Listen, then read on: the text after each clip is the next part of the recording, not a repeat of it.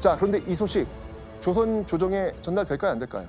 되죠. 오, 당연하죠. 네. 자, 그런데 이게 원래 상식대로라면 이 성남 민심을 좀 달래야 될 거 아니에요. 이 성남 민심 달래려면 누구를 잡아줘야 돼요? 조병갑을 조병갑. 잡아. 그렇죠. 조병갑 잡아줘야 되죠. 자, 그래서 일단 조선 조정은요, 이 도망간 조병갑을 붙잡습니다.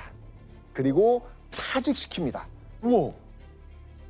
게다가요, 지금의 완도로 내보냅니다. 오. 그리고 이후에 이 조병갑 자리에 새로운 신임 군수를 보내고요. 고부 농민 봉기를 조사하고 수습하는 관직인 안핵사 이용태란 인물도 파견합니다.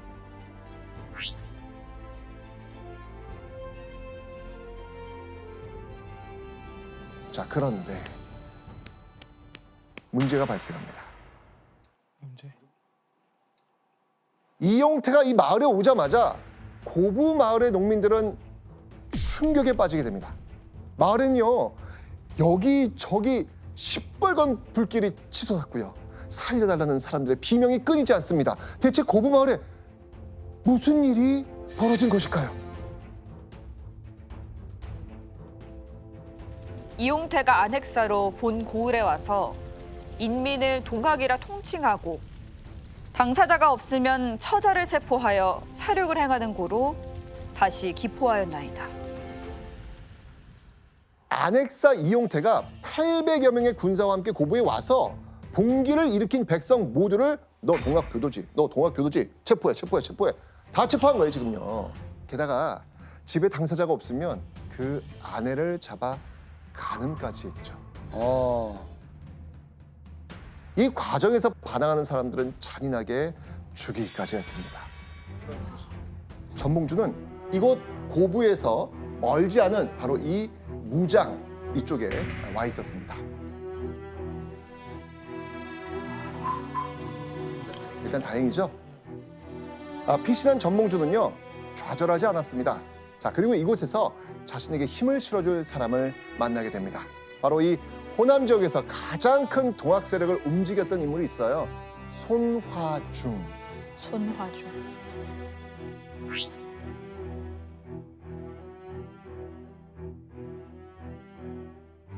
이 사람을 만나서 연합을 맺게 된 전봉주는요, 못다한 거사의 마지막 단추를 채우려고 합니다. 과연 무엇일까요?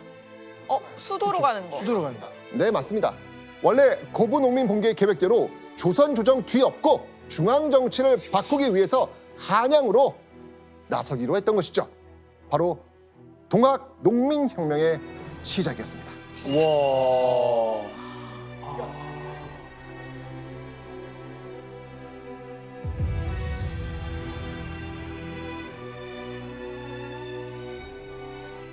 자, 그로부터 얼마 후 1894년 3월 이 전봉준 주변은요, 수많은 사람들이 모이기 시작합니다. 바로 전봉준과 뜻을 함께하기로 했던 4천여 명의 농민들이었죠. 우와, 엄청난 인원들이죠. 우와.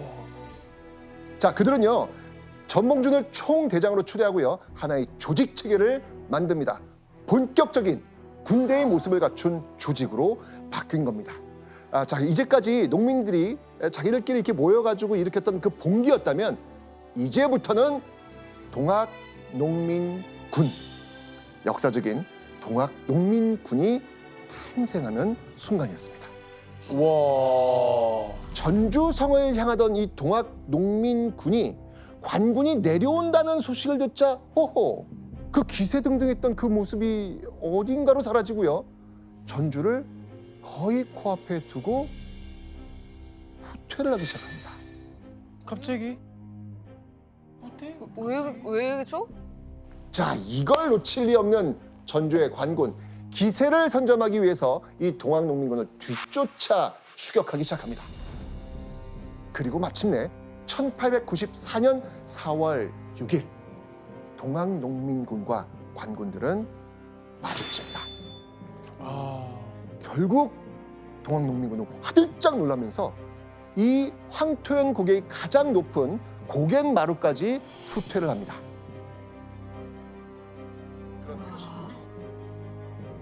기세가 막 등등해진 이 전주 관군들은요, 겁을 먹고 도망가기 바쁜 이 동학농민군을 비웃는 그런 상황이 벌어진 것이죠. 심지어는요, 소를 잡고 충판을 벌이다가 술에 취해 잠들기까지 합니다. 완전 무시를 했네요. 그렇죠. 근데 농민군들 전투 경험 없으니까 도망도 갔고. 쉽게 이길 거라고 생각을 했던 겁니다. 그런데 그때 갑자기 저 멀리에서 요란한 총소리가 울려 퍼지기 시작합니다. 총? 네, 우와. 그들의 정체는 바로 동학 농민군이었습니다. 이야. 동학 농민군이 총칼과 축창을 들고 관군을 향해 돌진해 옵니다. 1천여 명의 전주 관군은요, 속수무책으로 도망칠 수밖에 없었죠. 와. 아니 근데 그래서 도망가고 있었고 지금 겁먹어가지고 지금 전주에서 지금 제일 좀 밑에 내려왔는데 거의. 그러니까요. 이 모든 건요, 조선 관군들의 방심을 역이용한 전봉준과 동학농민군의 유인 작전이었던 겁니다. 전주까지 가는 척하다가 쭉 유인을 했던 거예요. 아, 전략이었다. 맞습니다. 대박이다. 동학농민군과 관군과의 싸움에서 농민군이 처음으로 승리한 역사적 전투, 황토현 전투였습니다.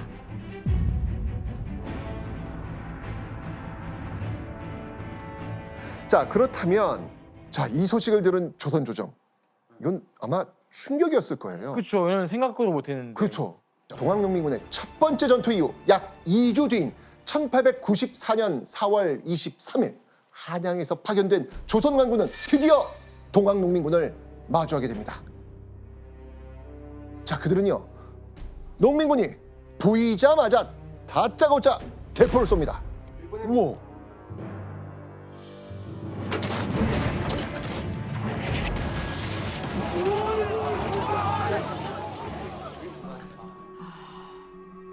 이 포격에 농민군 수십여 명이 한꺼번에 쓰러질 정도로 정말 최신식 대포의 위력은 대단했습니다.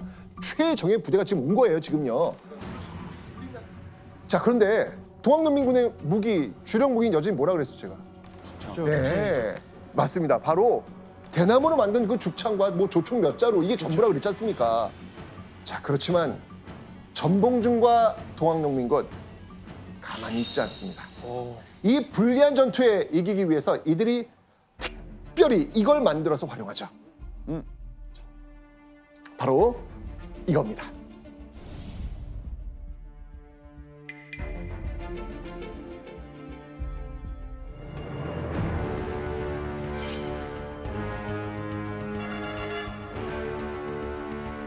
엄청 크네. 뭐야 저거? 와이, 뭐야 이게. 엄청 크네.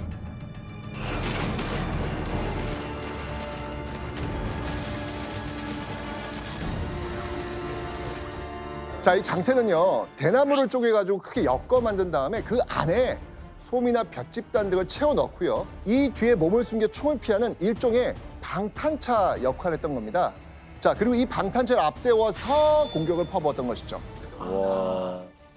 게다가요, 조선 관군은 모르고 동학농민군은 아는 이것 역시 전투에 이기는데 아주 큰 도움을 줬습니다. 뭐겠습니까?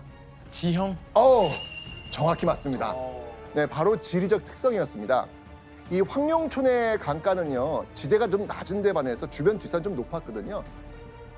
그래서 동학농민군은 이걸 활용해가지고 지대가 낮은 황룡강 방면으로 장태를 아래로 굴리면서 돌격을 했던 거예요. 자, 장태를 활용했던 전투, 결과는 어땠을까요? 이건 조금 이겼을 것 같은데. 예, 맞습니다. 동학농민군은 조선 관군과의 두 번째 황룡촌 전투에서도 승리를 거둡니다. 와. 엄청난 겁니다. 자신감으로 가득한 동학농민군의 다음 목적지 과연 어디였을까요? 전주. 그렇죠. 전주 가야죠. 바로 전주. 전주성이었습니다. 자, 그런데요, 이 동학농민군들을 더 기세 등등하게 만든 게 있었습니다. 바로 조선 백성들의 열렬한 환호였습니다. 와. 1894년 4월 27일 전봉준과 동학농민군은 피 한 방울 흘리지 않고 어떤 전투도 없이 들어간 것이죠. 와. 거의 뭐 개선 장군 이 모습 아니겠습니까? 어떻게 무슨 일이 있었길래 그냥 들어갈 수 있는 거죠? 왜냐하면 관군들을 지휘해야 하는 전주선의 총지휘관 전라감사가 동학농민군의 기세에 너무 놀래가지고 도망간 거예요. 도망갔구나. 그러니까 이렇게 지휘관이 도망가 버리니까 그냥 성문이 열렸던 것입니다.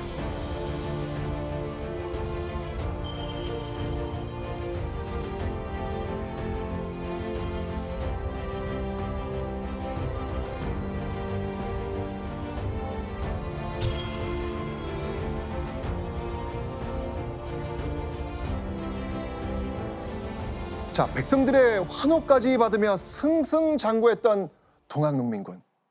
그런데 이때 동학농민군이 전혀 예상하지 못했던 충격적인 소식이 들어옵니다. 어떤 내용일지 읽어봐 주시죠. 전주가 함락되고 청나라의 구원을 청하였다. 자, 그래서 바로 일본은 청나라가 조선의 군대를 파병하자 이 텐진 조약을 빌미로 자신들도 조선에 군대를 보냈던 겁니다. 아이고. 아이고야. 난리다. 조선 정부가 지금 동학농민군 진압하겠다고 외세를 끌어들인. 불러들인 겁니다. 이 소식을 들은 전봉준과 동학농민군의 마음은 과연 어땠을까요? 우리가 원한 건 이건 아닌데 했을 것 같은데. 그렇죠. 굉장히 난감해진 상황이 벌어진 거죠. 자, 전봉준은요, 결국 이때 모두가 깜짝 놀랄 만한 큰 결단을 내립니다. 바로 동학농민군을 자진 해산하기로 한 겁니다. 백성을 위해 제대로 된 나라를 만들겠다면서 모였던 동학농민군이었는데 이 상황이 벌어지면서 외국 군대가 들어온 거잖아요. 전봉준은 절대 이런 상황을 원하지는 않았습니다. 자체 내에서 해결을 볼 생각이었지 이게 일이 복잡해지는 상황을 원치는 않았던 거예요. 그래서 전봉준과 동학농민군은요, 조선 관군에게 먼저 자신들의 요구를 들어준다면 우리 해산하겠다 라는 의사를 밝힌 거죠. 재빨리 이 사건을 수습하고 싶었던 조선 조정은요, 바로 다음 날인 1894년 5월 8일 동학농민군과 협약을 맺게 됩니다. 이게 바로 전주 화약입니다.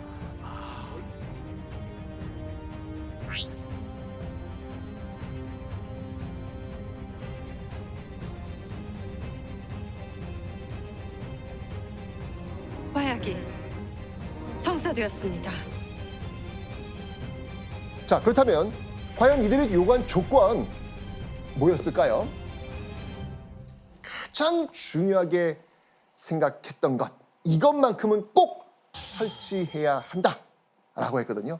과연 이게 무엇인지 여기서 한번 짚어보는 별점 체크 포인트, 이거 설치해달라고 합니다. 집강소.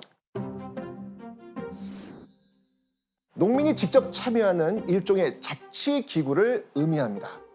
자, 그렇다면 전봉준은 왜 집강소를 만들자고 했을까? 나중에 혹시 조병갑과 같은 탐관우리가 또 나와가지고 농민들을 대상으로 수탈할 수도 있잖아요. 맞아요. 그러니 그걸 막기 위해서 농민들이 스스로 직접 정치에 참여하고 자신들의 이익을 대변하기로 했던 겁니다. 우리가 하겠다는 거예요.